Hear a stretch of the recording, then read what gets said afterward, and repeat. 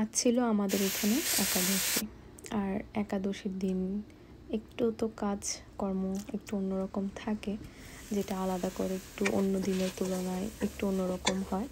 তো সেজন্যই সকাল সকাল ঘুম থেকে উঠে গিয়েছিলাম, যেহেতু একাদশী। আর বর যেহেতু কাজে যাবে, সে আর আমি দুইজনেই আমরা একাদশী করি।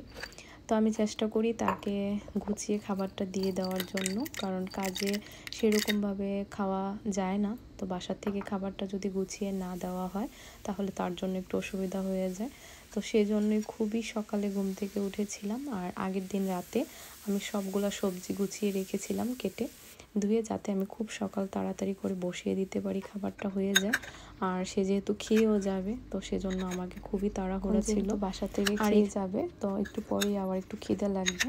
তো সেজন্য আমি এখানে একটা দই, বাদাম আর একটু ফল দিয়ে করে ও বাসা থেকে যাওয়ার পরে স্ন্যাক্স হিসেবে এটা খেতে পারে।